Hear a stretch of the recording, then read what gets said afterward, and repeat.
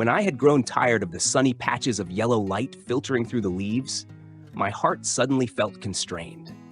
The relief of being at ease after days of evading capture was pleasant, but that very pleasantness transformed into a nagging concern. I quickly nibbled on a few young rice stalks. Their simple flavor woke me up, making me look beyond the familiar ring of grass. For the past few days, although I had pretended to be sick to avoid meaningless fights, this solitude had fostered a grand idea in me. The world cannot just stop here. I suddenly found the sky above me to be so vast, and the earth beneath my feet boundless. The world was not just this thorny fence, this stagnant pond, and these low, shaggy grass banks. It felt as if an invisible hand was urging me. "Oh, young man, will you continue to bury yourself in this corner? Life, if it lacks wandering steps and exhausting challenges, is truly bland and meaningless." I thought to myself that the grand adventure had to begin. It was the promise of honor to a soul craving to roam free. Yet, just as I eagerly wanted to go far and fast, the familiar figure of my mother appeared in my heart. My heart tightened as I remembered the damp burrow of old where I had grown up under her gentle protection. The day I was captured, my mother must have searched for me, called my name in vain, and seen the shattered state of my bed without being able to stop crying. The tears of loved ones, I thought, are the saltiest and heaviest things. I was the youngest, loved by my mother more than any other. I distinctly remember the day I moved out. My mother carefully selected so much tender grass and placed it in my new burrow. That affection was the invisible thread holding back my steps. I decided that the grand journey had to be postponed for a moment. I had to go back. I had to let my mother see my face, see that I was still healthy, still alive, so that she could be at peace. Only then would my steps be lighter and more serene when I set out. With that determination, I parted the grass and found my way home on a pale, sunlit afternoon. The path back to my homeland was long and far, but every step was filled with hope. Passing through a region of towering reeds and long, winding green aquatic grasses, I suddenly heard a soft, intermittent weeping. The crying sounded sorrowful, filled with so much injustice and fear. Listening closely, I realized the sound circled around a moss-covered cobblestone. It was a tiny leaf grasshopper girl. She was thin, frail, her wings delicate and green like fresh leaves, as if she had just molted. She wore a thin brown coat, huddled and trembling, tears streaming down her tiny cheeks. I immediately recognized her as the daughter of an old friend of my mother's.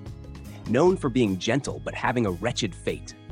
I immediately asked, "Why are you weeping so bitterly, crying tears of the road and tears of the market, young one?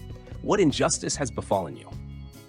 The little leaf grasshopper lifted her head, tears flowing like a stream. "Brother, save me! The fire ants! Boo!" She recounted. Last year, her family had a poor harvest, and her mother had to borrow some rice seeds from the ant queen. Unfortunately, her mother passed away, and she, weak and often sick, couldn't even manage to gather enough food for the day, so the old debt remained hanging over her.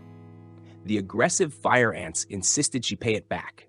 Today, they had strung out a long line of worker ants, lying in wait to capture her, threatening to drag her back to their nest to serve as preserved food for the winter. Without hesitation, I spread my forelegs, speaking with composure to the leaf grasshopper. "Do not fear, little one. Follow me. The strong cannot rely on power to bully the weak. Righteousness in life does not permit such things." I led the girl straight to the area where the fire ants had laid their trap. Sure enough, they had set up a formidable battleground. Thousands of fire ants were linked together, forming a dark red path across the way, each carrying sharp mandibles and a fierce expression. Right in the middle of the ranks, a huge ant queen, whose head was larger than her body, stood regally overseeing the operation. I raised my voice and demanded, "Who is the chief here? Come out, let me talk to you." The ant queen arched her body and aggressively jumped out, flanked by 2 fire ant guards. She looked at me with her tiny, arrogant eyes. I didn't waste words. I spun my back sharply and delivered a powerful kick with my sharp hind leg right into the ground in front of her. The kick was so strong that the earth trembled. The ant queen, startled, immediately shrank back and hurriedly bowed her head to the ground. I roared, "How dare you gang up to bully this weak little girl? You have surplus food and wealth. Every one of you is plump, yet you insist on collecting this tiny debt from generations ago? I forbid you from demanding any debt from the leaf grasshopper girl from now on. You must show compassion and be willing to forgive people's debts. The fire ants hiding in the crevices also chorused, "Yes, sir," and began to murmur amongst themselves. I commanded, "Break the ranks, give the people back their pathway." The ants obeyed the order, quickly scattering. The leaf grasshopper girl was free, joyfully embracing my shoulders, her tears now turning into drops of gratitude. I refused the celebratory feast the ants intended to prepare, simply because I was in a hurry. In my heart, joy spread like sweet honey.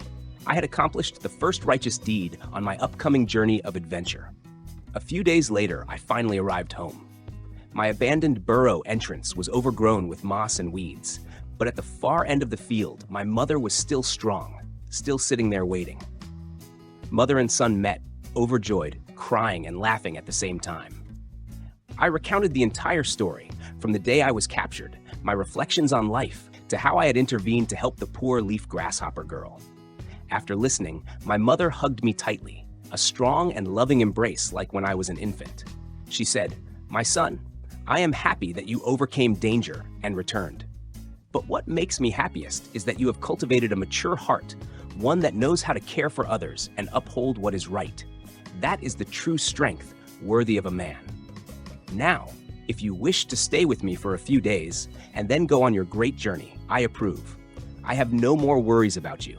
You have truly grown up. I need not worry anymore." I looked out the burrow entrance, where I was once a naive young boy. Now, I felt truly mature. I stayed with my mother, promising never to forget her words.